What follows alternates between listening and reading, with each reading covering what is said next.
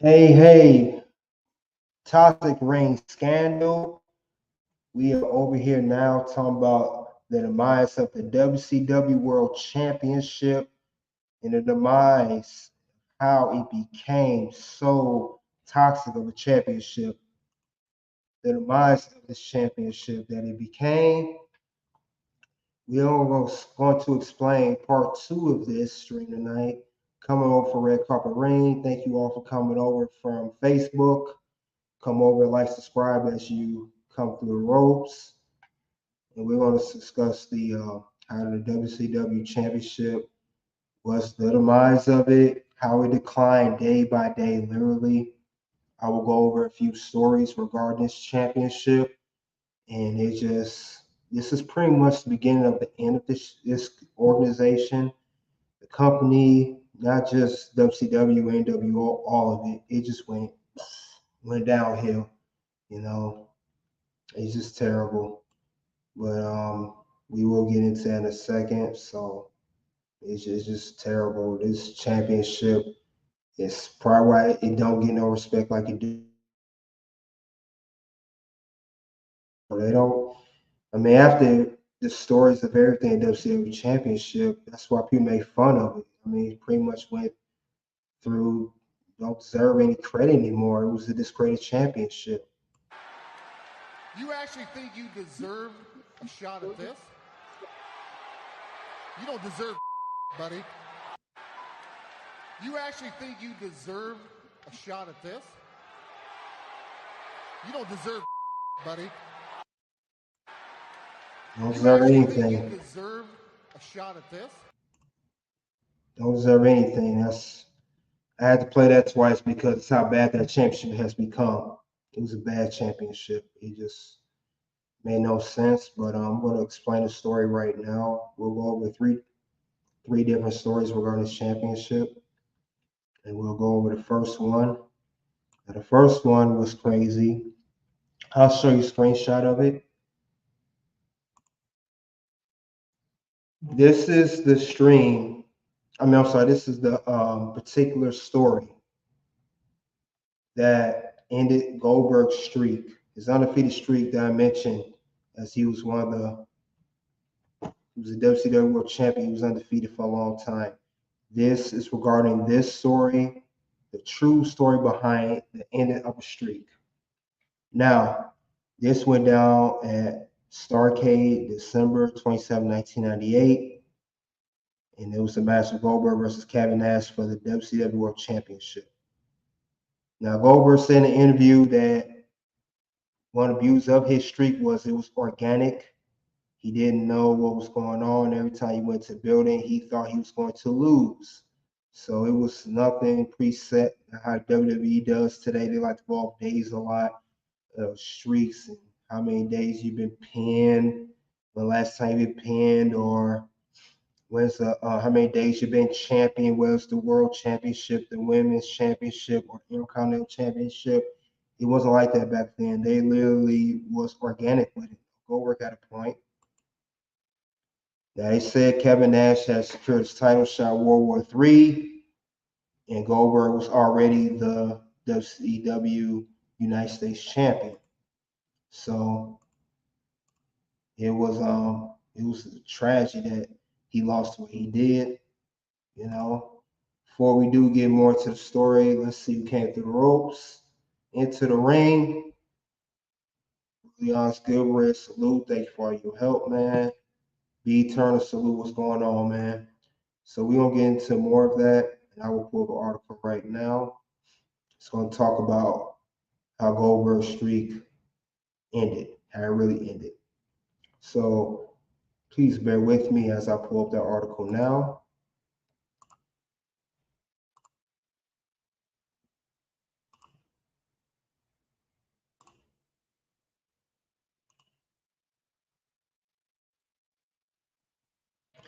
Now, Kevin Nash says right here that he didn't book himself to end Goldberg's streak. He explained the motivation behind also finger poke of doom, which will explain in a second. Kevin Nash said that he wasn't booking. He did not book himself to win the match. He said before he asked to start the rumor that he was in charge, he said, "You think Bill Goldberg put in his book?" People say he booked himself. And he said, "I booked myself." He said if he did that while he booked himself to win, then turn around 6 days later and decided to finger poke of doom. Like that was my creation, that was my idea. So Kevin Nash is pretty much saying that he did not book himself to be Goldberg at Starrcade event in his streak. That's Kevin Nash's words on that. Who knows if Kevin Nash is telling the truth or he's lying? I believe Kevin Nash is lying because Kevin Nash don't want no backlash. He kind of smoke. He know people are already looking at him sideways. Come on, he came from the clique, with WWE. Then he comes over here, rumored the head booker, books himself out of all people to be Goldberg, who was on a tear, pretty much Goldberg, prime Goldberg at that. So that's regarding the undefeated streak. And this is the beginning of when the WCW Championship was declining and the Demise was going down more and more. This was the very beginning of it when it started with the Goldberg streak being broken by Kevin Nash himself. So that is good information, and I got to give myself props on that one. Because I am that damn good.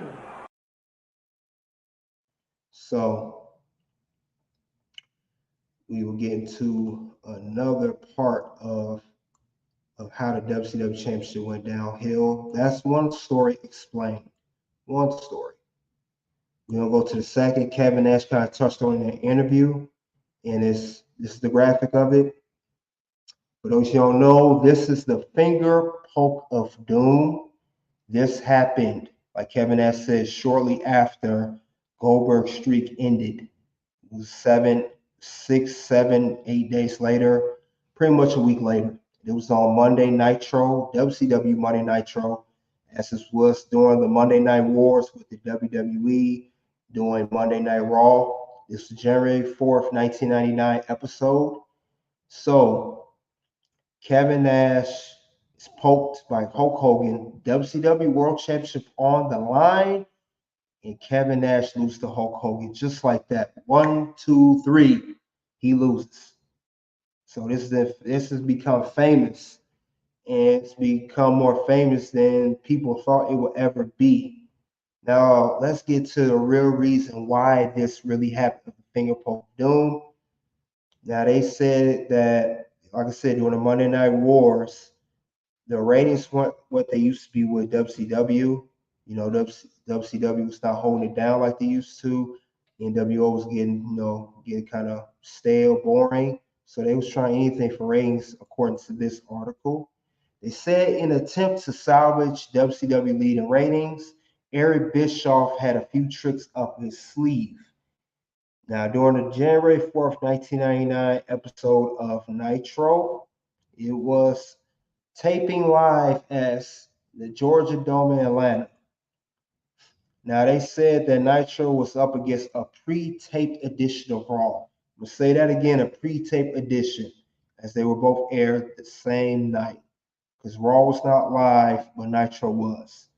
Now, during this finger poke of doom, to sway viewers away from switching over to Raw, Bischoff decided to give away the results of Raw's main event, which was with Mick Foley as the Mankind character, won the WWF Championship over The Rock. They leaked the results before it happened, before everyone could see it.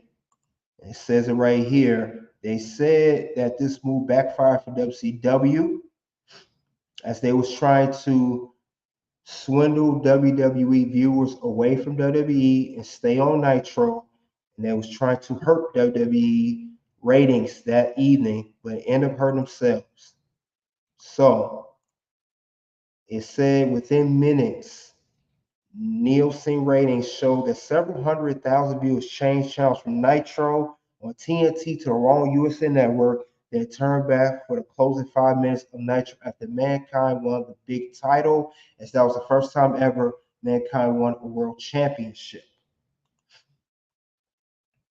And here Tony Schiavone announced that he continued. We understand Mick Foley, who wrestled here one night, one time as Cactus Jack, is going to win their world title. Oh, that's going to put some butts in the seats. And it did. It really did. They said here in this article, had WCW not given away the Raw main event results, they would have been the victor in ratings that evening. The final ratings for that night were 5.7 million for Monday Night Raw and only 5 million for Monday Nitro. That is amazing that a pre-taped show did better in ratings than a live show that was recorded live in front of millions of viewers. That is crazy. That is crazy. I mean, that's this is why WCW was going down the drain. I mean, you got to give it to WWE. That's why it's still around today. And WCW, whether you like it or not, you have to acknowledge that. The whole world will acknowledge me. You got to acknowledge that, WCW. I mean, this was not a good move for WCW. Very bad tactic, bad management to say the least, led by Eric Bischoff, who's not one of the best minds in wrestling business as he claimed he is. Terrible, terrible move. This was not good for him. So this is, like I said, this was also the match for the WCW Championship. And as you can see, the title goes down even more. It just declines and declines. And this happened within a week of each other. You had the Goldberg streak undefeated, streak broken, and then within a week later, the finger poke of doom, and same night Mankind wins the world title, and their ratings dropped. They lost to Raw in the ratings war that evening on January 4th, 1999. This is terrible, man. I mean, it's a joke, you know? And it pretty much showed that WCW was not going to stay up any longer. It was going down even more. And I just have to say this. And that's not a prediction. That's a spoiler. That's a spoiler. The WCW was dragging themselves through the mud and going down the drain every chance they got. They literally put themselves out of business. I don't even think WWE put them out of business. WCW kind of played their own hand, put themselves out of business in a way. They did. I mean, that title is just worthless, tasteless, disgusting at this point. You know, it's sad. BT, you brought up a good point. I'm gonna highlight your comment, bro. The delegitimization of the WCW title by making it basically just as low as the Intercontinental Championship title. That is correct. I agree with you. I agree with you, BT, and that was a great, great way of putting it. I gotta get this to you, bro. And I'm awesome! Yeah, you were spot on with that. The title just it did not have the major lineage. The prestigious title was gone. Had no value anymore. It pretty much was gold at first, and then it pretty much went to nothing. It was worth nothing at this point. Now that's two stories going in describing the demise of the WCW World Championship. And then we have the big one here. If those two incidents were any worse than this one, this was the tip of the iceberg, the icing on the cake, the straw that broke the camel's back at this point. This was the one. This was the one. This is the story that really put. And I'm going to pull that article up right now. This is the graphic of this story right here. For those you may not know, this is it right here. For those who don't know, this is Bash at the Beach 2000. Hulk Hogan got his foot over Jeff Jarrett in the ring as him and Vince Russo was going at it on live TV. They had disagreements about the World Championship. Hogan did not want to lose, and Vince Russo got tired of arguing with him, and he gave it to him, as you can see in the shot right here. He just put the title up like, here, you can have it, put your foot over it and win. And it's just terrible. It's just terrible what this title became. Now Hulk Hogan, he had a response to this. He talked about this championship match at Bass at the Beach. He talked about years later. We're going to go to his reaction. We'll share that right now. Bear with me. We'll pull this up right now.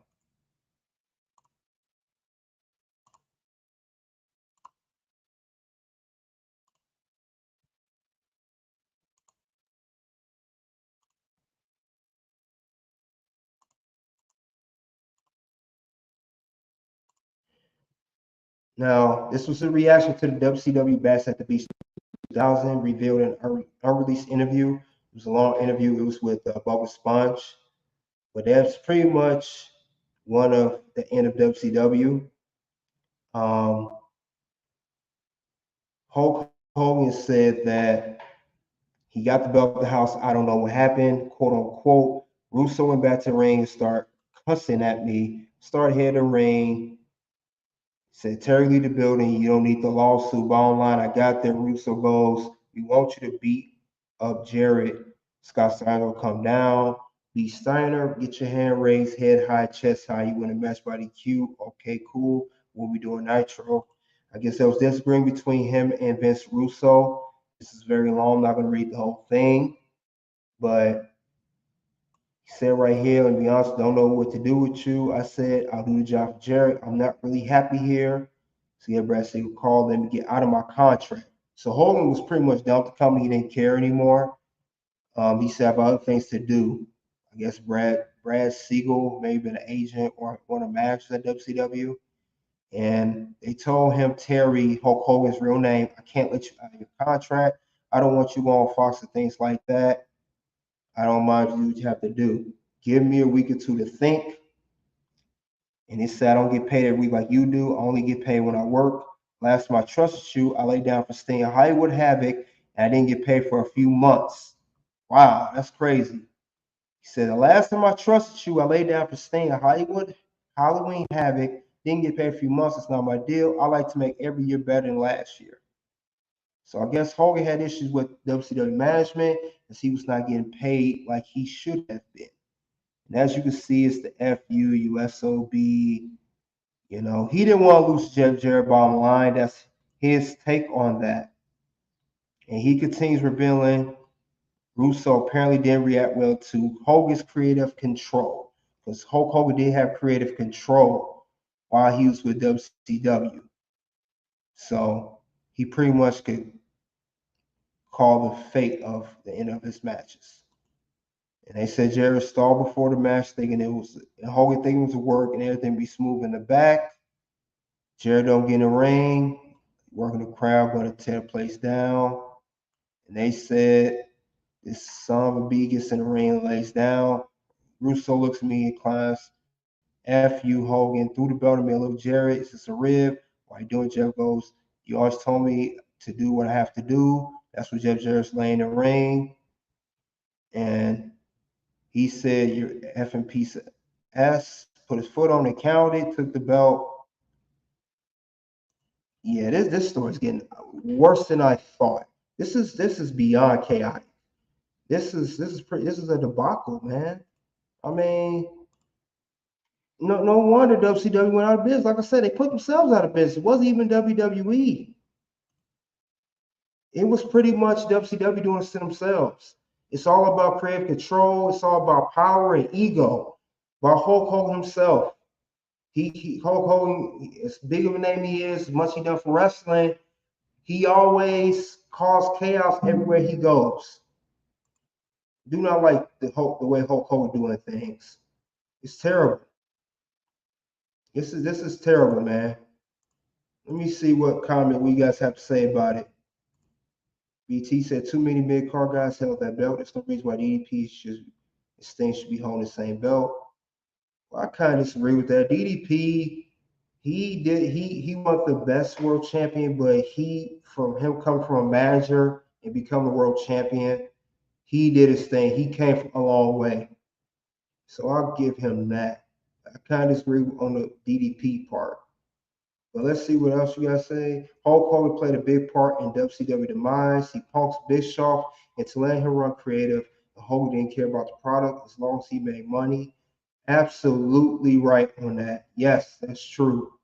Hogan pretty much pushed his weight around and did whatever he wanted. Kevin Nash played a part in that too, but he wasn't as bad as Hogan. Kevin Nash was another one, as I explained earlier. Yeah, that's definitely it. You're right, BT. I gotta give you one of these. You spot on with that too. Because I am that damn good. Yep, Hulk Hogan, all he wanted was money at the end of the day. The money. Here we go. Money talk. Here comes the money. Yep, that's all he wanted was money. That's all he wanted was money. And pretty much at the end of the day, after that whole situation with Hogan and, at the Bash at the Beach, Hulk Hogan pretty much he left. He bounced. He pretty much got to stepping. Get the stepping. Yep, he got to stepping. He got up out of WCW as it went downhill in Demise. Now, Vince Russo had a response to Hulk Hogan's interview. He responded to that. So what he said was his comments at Bash at the Beach. He said that Hogan's take on the situation was inaccurate. While the recording, he indicated he was angry with Hogan for taking advantage of creative control given to him by the promotion. The writer recalls he held no animosity towards the Hulkster. He just found the former champion acts to be unprofessional. Also said here he was told by John Laurinaitis. Guys, you know who that is. He was in WCW. That was in WWE for many years. That Hogan agreed to the script, said Russo. He checked everything out with him. Walked to the building, think he signed off for it. Then literally 2 hours for the show, getting out of nowhere. This doesn't work for me, brother. If I had any beef, it was the fact that Hogan agreed to on Friday, hear me on Sunday. You changed your mind 2 hours before the show. To me, that was a very unprofessional part of it. I never got how the guy plays creative control when WCW gave it to him. Now Hogan just said that they flipped on him, and now Russo saying Hogan flipped. For you guys who don't know, Hulk Hogan is known as a very, very dishonest person for her in the business. He does not tell the truth. He lies. He's a known liar. And I believe Vince Russo on that part, but Vince Russo ain't no saint either. He also had an ego issue. He is a former WWE writer that came to WCW. So that's, that's a little crazy too. But Hogan, I can see change his mind. This doesn't work for me, brother. It don't work. That's the ego kicking in, and that's how it became where it's at with WCW. It went down some more. So I say his championships kept losing prestige. Every instant getting worse and worse and worse and worse and worse. And I do believe that Hogan was capping on that story. Let's see what else he said. He said Russo explained that Hogan did not want to lose the title on what would be his last night in WCW, although the plan was to have Booker T leave as champion, which ended up happening. After that whole debacle of Hulk Hogan, Jeff Jarrett was champion. I'm sorry, Jeff Jarrett faced Booker T off in the match. Booker T won, and that's when I think that was Booker T's first run as world champion, first time ever win the title. Even though they should have made him champion long before that. But Booker T did leave Bash at the Beach 2000 as champion. It said as a result, the final product saw WCW champion Jeff Jarrett laying down for Hogan, regain the title, and lose his Booker T the same night. Like I said before, Jeff Jarrett was champion again. Pretty much etched out what happened with Hogan. Faced off Booker T in the match. Booker T beat him. That's the way they said it was supposed to go, according to Vince Russo here in this.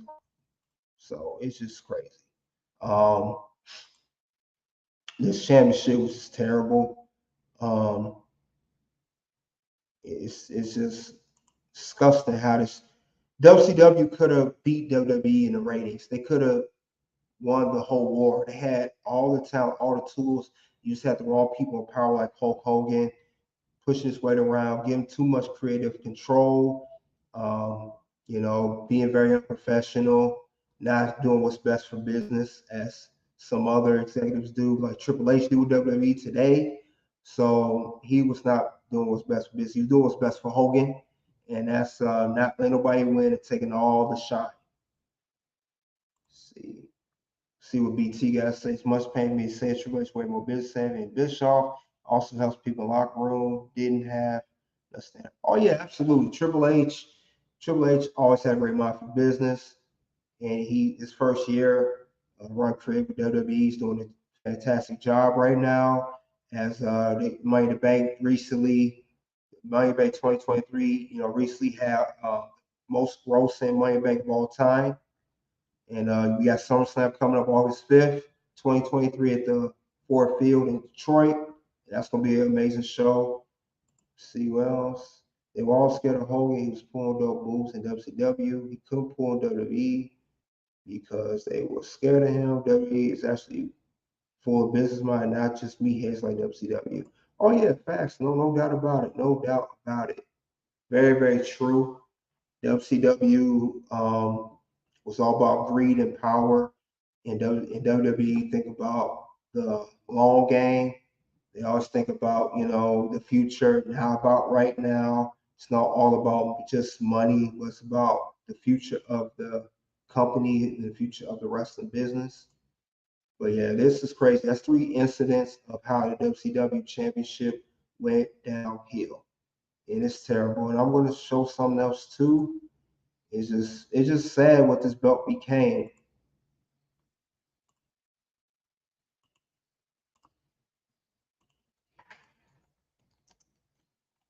We'll talk about the WCW championship.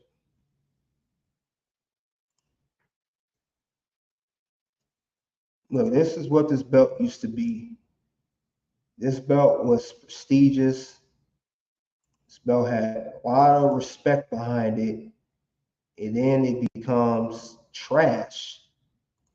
This is the belt that came from NWA. The gold belt, that was the former NWA championship. That's what that championship was about. That was the old NWA belt. Came to WCW, held by Ric Flair, Harley Race, Dusty Rhodes, many other legends, and it becomes trash. Trash. It becomes trash. I mean, it's terrible what that title became. It's junk. It just became straight junk. It's terrible. It's just terrible, and it's sad, man. It's that title should be way more better than that. That title should be, if it was done right, it should be on a level with the WWE title right now. If that stayed busy, it would have been on that title, and it's just like BT said earlier, it's like Intercontinental Championship. It's even lower than that now. Intercontinental Championship actually coming back up. It's down there. It's pretty much down there with 24/7 Championship almost. Hardcore title type of thing. It's terrible. It's terrible, man. I mean, this championship was a joke. It was a joke. This is how I feel when I saw Hulk Hogan use his creative control. No, not that one. This one. Damn it! That's how I felt. That's how I felt. We're gonna play that again.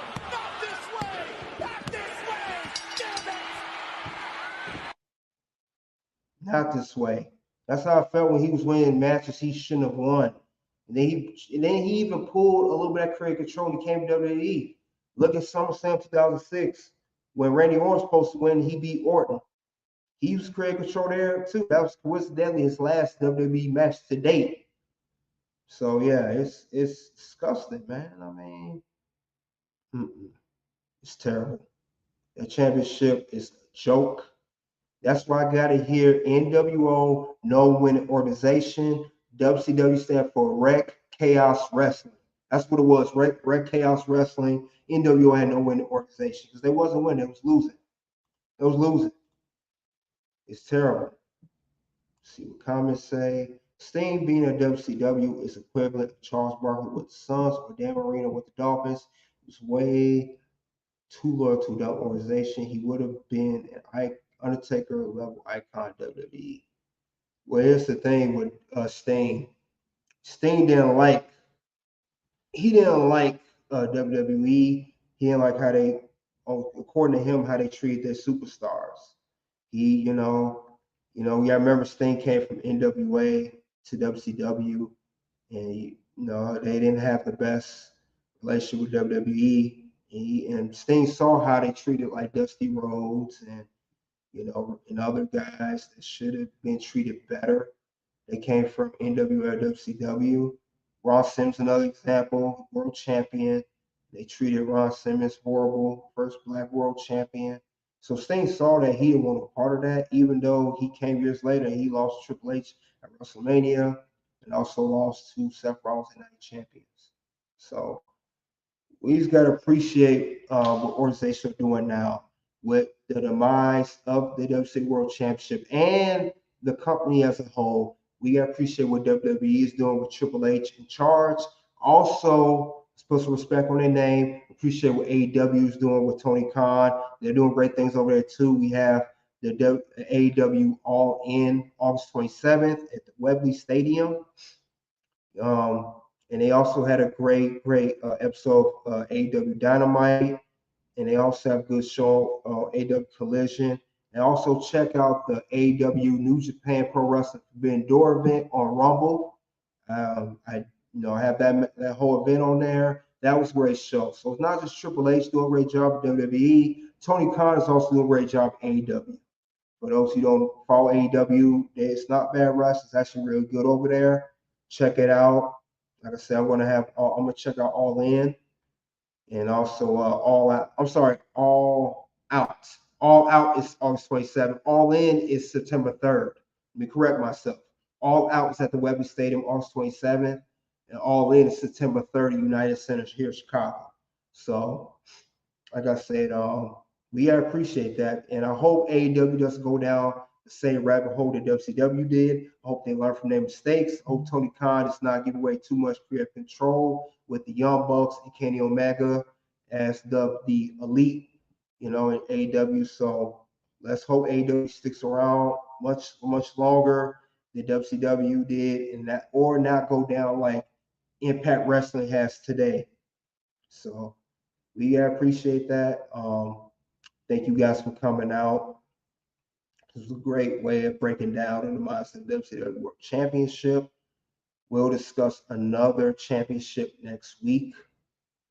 It probably won't be a world title, maybe a mid-card title, as I did United States Intercontinental Championship already. If not, we'll discuss a particular wrestler, or stable, but it more likely will be another championship I'll discuss next week. Thank you guys for coming out. Thank you for bearing with me on Red Carpet Ring as I had a little sound audio delay. We took care of it, got back to business. But Champion's going to head out. Also, before I go, this Sunday's NXT Great American Bash, I will be doing that event here. It will be on Red Carpet Ring, not Toxic Ring, but Red Carpet Ring. I will do that event. Also, so it will be Sunday at 7 p.m. Central Standard Time. And I also will do a prediction video and a ratings, a recap of what I thought of NXT Great American Bash at Red Carpet Ring. So also check those videos over there. And subscribe to Red Carpet Ring on Rumble, YouTube. Check out Twitter and Facebook. So, we'll do great stuff over there. But Champion's going to head out. This was a great stream. Thank you guys for rocking with me. Thank you for your patience and understanding that this championship was a complete disaster and a joke, a big joke at that. So it's terrible. But Champion's going to head out.